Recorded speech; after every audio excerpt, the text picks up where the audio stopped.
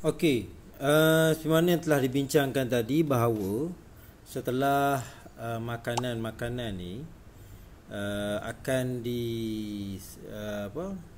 dihancurkan dan dihidrolisiskan oleh enzim, dia akan diserap. Dia akan diserap di mana? Di ileum. Bila mana dia pergi ke ileum, dia akan memasuki ke dalam sel lah, dan bukan setiap nutrien-nutrien ni akan masuk ke kawasan yang sama ataupun sel yang sama. Dia akan terbahagi pada dua. Satu yang larut air, satu yang larut lemak. Macam tadi saya dah terangkan mana satu yang larut lemak, mana satu yang larut air. Kalau macam glukosa dengan galaktosa ni dia larut air. Okey, dari ilumen ke sel epitelium, dia menggunakan pengangkutan aktif. Kemudian kalau fruktosa dari sel epitelium ke kapilari darah melalui resapan berbantu.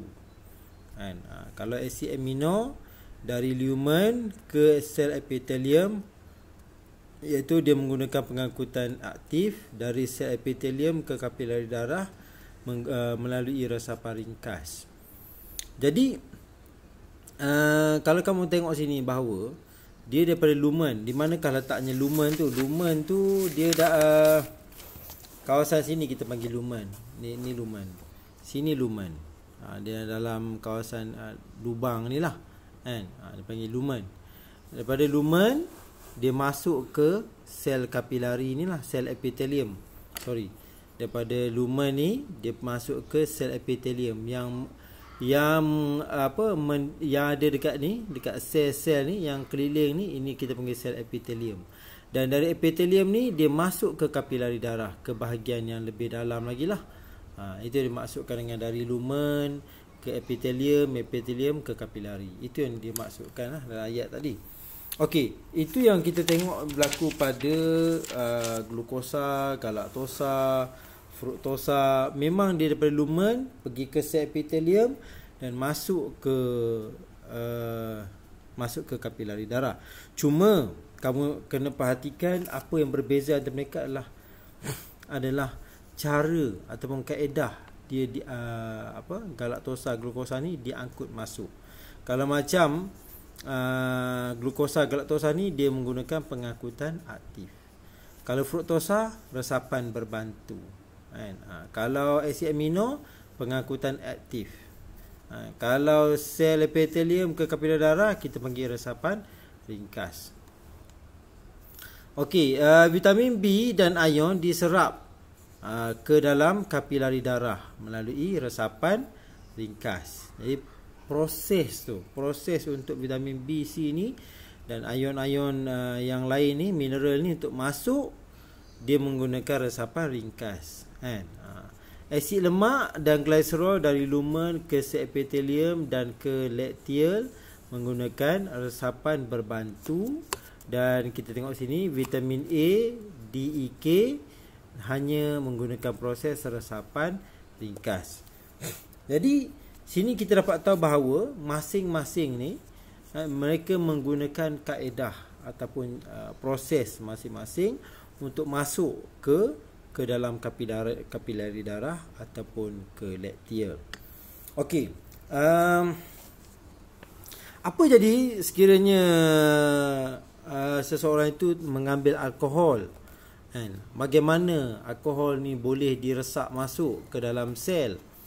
Okey, alkohol adalah merupakan dadah dari jenis depresan yang akan memperlahankan sistem saraf, saraf tunjang, terutamanya otak.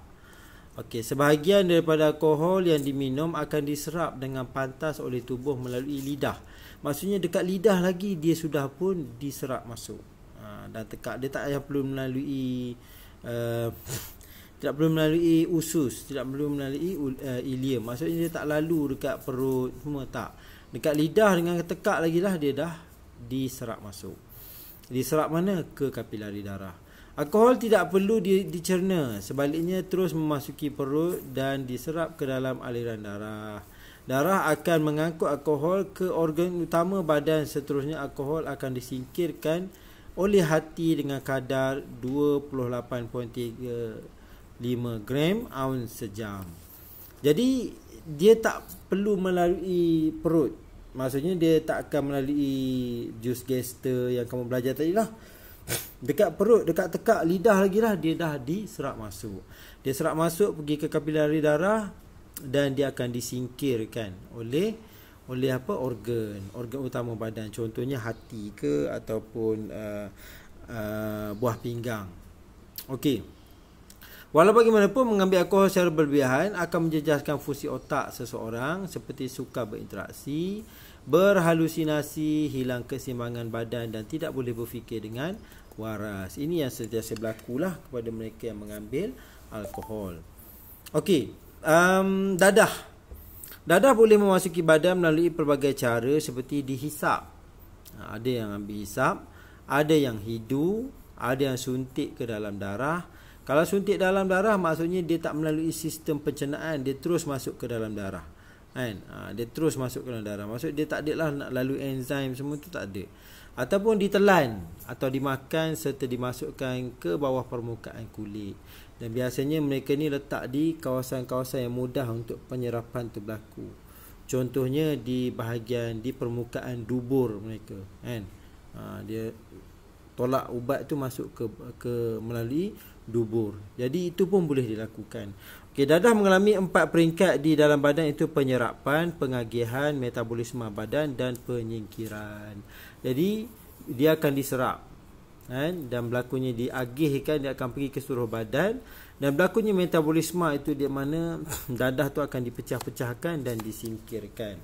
Okey, dadah seterusnya akan mengalami fasa metabolisme. Dadah akan diurai di dalam hati oleh sejenis enzim yang membentuk bahan yang kurang aktif serta memudahkan proses penyingkiran. Jadi bila mana dia dah masuk, dadah tu dah masuk dalam badan, dia akan maksudnya akan berlaku proses metabolisme yang akan mengurangkan keaktifan dadah tu. Seterusnya dadah tu dan hasil metaboliknya akan disingkirkan daripada tubuh melalui urin dan tinja. Jadi sebenarnya dadah ni bukan saja dadah yang kamu faham, dadah yang orang ambil, kan?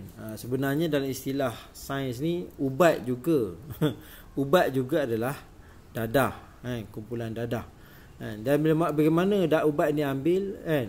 Kita ambil melalui perut, ambil melalui mulut kita, contoh paracetamol, panadol. Kita telan, dan selepas kita telan, dia akan dihancurkan, masuk ke perut, pergi ke usus dan diserap, diagihkan ke seluruh badan dan berlakunya metabolisme untuk mengurangkan keaktifan dia, dan dia akan disingkirkan daripada badan melalui air kencing. Jadi itu yang berlaku pada dadah dan juga alkohol semasa proses penyerapan dan metabolisme.